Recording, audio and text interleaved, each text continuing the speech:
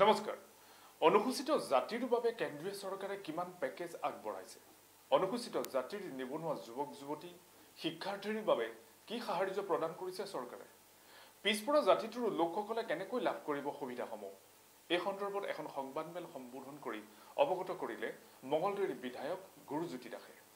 সংবাদমেলত কি কৈছিল শুনক।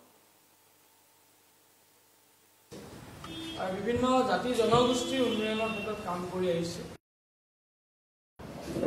দেশৰ প্ৰধানমন্ত্ৰী নৰেন্দ্ৰ মোদী ডাঙৰীয়াই দেশখনৰ বিশ্বগুৰু আসনত অলংকৃত কৰাৰ বাবে বা বহুৱাৰ বাবে বিভিন্ন পদ্ধতি, বিভিন্ন আঁচনি, বিভিন্ন ব্যৱস্থা গ্ৰহণ কৰি আহিছে আৰু বিভিন্ন জাতি জনগোষ্ঠীৰ উন্নয়নৰ ক্ষেত্ৰত কাম কৰি আহিছে। আৰু সাংবিধানিক যিটো পিছপৰা হিচাপে পিছপৰা জাতিসমূহক উন্নীতকৰণৰ ক্ষেত্ৰতো বিভিন্ন সময়ত বিভিন্ন চৰকাৰে ইয়াৰ ব্যৱস্থা গ্ৰহণ কৰি আহিছে। আৰু নৰেন্দ্ৰ মোদী ডাঙৰীয়াই এইবাৰ আমাৰ SC জাতিসকলৰ কাৰণে, SC লোকসকলৰ কাৰণে এটা বিশেষ পেকেজ ঘোষণা কৰিছে। ইতিমধ্যে আমাৰ সভাপতি মহোদয়ে কৈছে। তাৰ কাৰণে আমি আজি এই সংবাদ মাধ্যমৰ জৰিয়তে দেশৰ প্ৰধানমন্ত্ৰী নৰেন্দ্ৰ মোদী ডাঙৰীয়াক ধন্যবাদ আৰু কৃতজ্ঞতা জ্ঞাপন কৰিছোঁ। অনুসূচিত জাতিৰ এগৰাকী বিধায়ক হিচাপে, সমষ্টিটোৰ বিধায়ক হিচাপে, আৰু যিহেতু আমি মঙলদৈ সমষ্টিটো অনুসূচিত জাতিৰ ৰিজাৰ্ভ সমষ্টি, আৰু এইকাৰণে আৰু বৰ্তমান সময়ত সবকা সাথ সবকা বিকাশ যি মহান বাণী মোদী ডাঙৰীয়াই এই বাণীৰ জৰিয়তে সৰগত কৰি নিশ্চয় প্ৰতিটো জাতি জনগোষ্ঠীৰ বিভিন্ন ধৰণৰ লোকক ইতিমধ্যে সবল কৰাৰ ক্ষেত্ৰত অগ্ৰাধিকাৰ প্ৰদান কৰি আছে। ইতিমধ্যে পেকেজৰ কথা কৈছে কিমানখিনি, আৰু যিসকল BA পাছ কৰিব, অনুসূচিত জাতিৰ লোক যিসকলে চাকৰি পোৱা নাই বা নিবনুৱা হিচাপে আছে, তেওঁলোকক ইতিমধ্যে এক বছৰত 25,000 টকা এককালীন সাহায্য দিয়া হয়।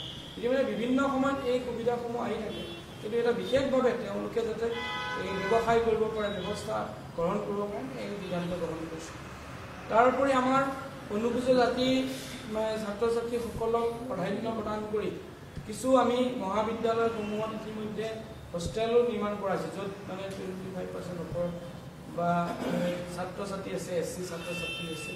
তাত এনেকুৱাকৈ আমাৰ যিটো ক্ৰাইটেৰিয়াত পৰে প্ৰায় মহাবিদ্যালয়বিলাকত বেছি অধিক থাকে, তাতে আমি হোষ্টেল দিয়াৰ ব্যৱস্থা গ্ৰহণ কৰাইছোঁ। আমাৰ মঙলদৈ বাণিজ্য মহাবিদ্যালয়তো ইতিমধ্যে এখন হোষ্টেল আমি নিৰ্মাণ কৰাৰ কাৰণে অনুমোদন পাইছোঁ। অসমত প্ৰায় 16খন কলেজত মহাবিদ্যালয়ত এই হোষ্টেল নিৰ্মাণ কৰাৰ কাৰণে ইতিমধ্যে অনুমোদন হৈছে, চেংচন হৈছে, আৰু প্ৰায় মহাবিদ্যালয়বিলাকত কাম চলি আছে। নলবাৰীত চলি আছে, মঙলদৈ কমাৰ্চতো আধাখিলা হ'ব, এনেকৈ পৰৱৰ্তী সময়ত আৰু হয়তো অন্য কলেজবিলাকত এই ব্যৱস্থা গ্ৰহণ কৰিছে। যিবিলাকে কাৰণ কোনোবা হয়তো ছোৱালীয়ে উচ্চ বৰ্ণৰ লগত, কোনোবা হয়তো ল'ৰাই আকৌ উচ্চ বৰ্ণৰ ছোৱালী, কিন্তু ইণ্টাৰ কাষ্ট মেৰেজ মানে কাৰোবাৰ যিটো আমাৰ অনুসূচিত জাতিতকৈ ওপৰত বা কোনোবাই কাৰোবাৰ লগত এনেকুৱা বিয়া হয়, তেখেতসকলকো এটা এককালীন সাহায্য দিয়া ব্যৱস্থা গ্ৰহণ কৰা আছে। এটা আছে 50,000 টকা। ইতিমধ্যে ইয়াতে মঙলদৈতো বহুকেইজনে পাইছে, 50,000 টকা ইয়াৰ ব্যৱস্থা গ্ৰহণ কৰা আছে।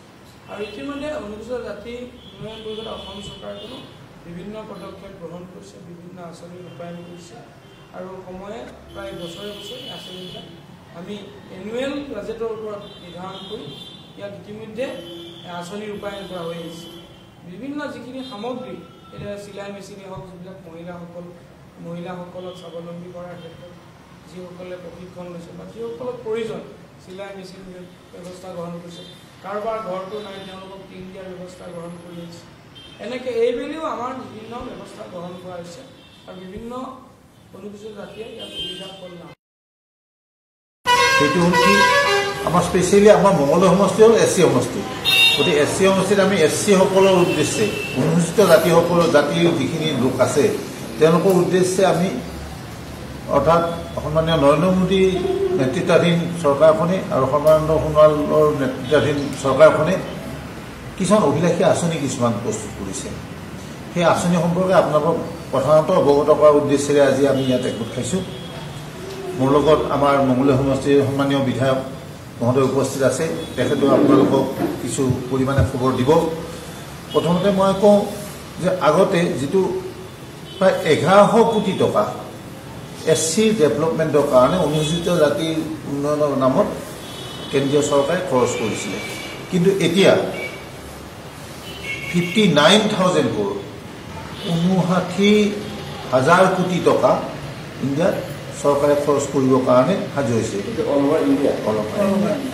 তাতে 60% পইচা 60% পইচা অৰ্থাৎ 59,000 কোটি টকা চেন্ট্ৰেল গভৰ্ণমেণ্টে দিয়াৰ উপৰিও 40% টকা ষ্টেট গভৰ্ণমেণ্টসমূহে তাতে সংযোজন কৰি ৰাজ্যৰ মাজত বিভিন্ন অভিলাষী আঁচনি বিতৰণ কৰে অভিলাষী আঁচনি হিচাপে প্ৰথমতে মই এটা অভিলাষী আঁচনি আপোনালোকক কৈ ল'ব লাগিব যিসকল আমাৰ স্নাতক পাছ কৰি যিসকল ল'ৰা ছোৱালী ঘৰত বহি আছে SC অনুসূচিত জাতিৰ তেওঁলোকক 25,000 টকা দিয়াৰ এক ব্যৱস্থা চৰকাৰে মুকলি কৰিছে স্নাতক পাছ কৰি যিসকল বহি আছে তেওঁ স্নাতক হোৱাৰ পিছত মাষ্টাৰ ডিগ্ৰী কৰাও হ'ব পাৰে কিন্তু স্নাতক পাছ কৰাৰ পিছত যিখিনি বহি আছে তেওঁলোক 25,000 টকাতে এককালীনভাৱে দিয়াৰ ব্যৱস্থা এটা চৰকাৰে কৰিছে সেই বিষয়টো আপোনালোকক অৱগত কৰাইছো তাৰোপৰি আমাৰ সংবিধান প্ৰণেতা গৰাকীৰ যেহেতু SC মানুহ আছিলে তেখেতৰ প্ৰতি বিশেষ এটা সন্মানজনক এটা কাৰ্যসূচী এটা আমাৰ চৰকাৰখনে হাতত লৈছে সেই অনুসৰি পঞ্চতীৰ্থ নামেৰে তেওঁ যিবোৰ ঠাইত কাম কৰিছিলে তেওঁ নাগপুৰত কৰিছিলে তেওঁ জন্ম আছিল মৌ বুলি ঠাই এখনত আলিপুৰদুৱাৰ লণ্ডন আৰু দিল্লী এই 5টা জেগাত পঞ্চতীৰ্থ হিচাপে ঘোষণা কৰি তাত আৰু বেলেগে কিছুমান মানে উন্নয়নমূলক কামৰ কাৰণে আগবাঢ়িছে তাৰপিছত সমান্তৰালভাৱে ইণ্ডিয়াৰ দিল্লী আৰু লণ্ডনত তেওঁ শিক্ষা গ্ৰহণ কৰিছিলে বিভিন্ন সেই দুখন ঠাইত দীক্ষাভূমি নাম দি সেই দুটা ঠাইত বেলেগে কিছুমান স্কিম কিছুমান তৈয়াৰ কৰি আছে সেই স্কিমসমূহ ৰাইজৰ মাজত খুব কম দিনৰ ভিতৰত হয়তো ৰাইজে গম পাব গতিকে প্ৰধানতঃ এইখিনি কথা ক'লেও ইয়াৰ আৰু বিশদভাৱে আমাৰ বিধায়ক মহোদয় আছে বিধায়ক মহোদয় চৰকাৰে আঁচনিসমূহ সম্পৰ্কে আপোনালোকৰ আগত অৱগত কৰিব যিহেতু মঙলদৈ সমষ্টিটো SC সমষ্টি গতিকে ইয়াতে আমাৰ SC মানুহ বেছি আছে আৰু তেওঁলোকৰ মাজত এই খবৰখিনি পোৱাই দিয়াটো আপোনালোকক আমি আপোনালোকৰ জৰিয়তে পোৱাই দিবৰ কাৰণে অনুৰোধ জনাই আজি আচলতে এই প্ৰেছ কনফাৰেন্স অনুষ্ঠিত কৰিছোঁ সেইটো হ'ল কি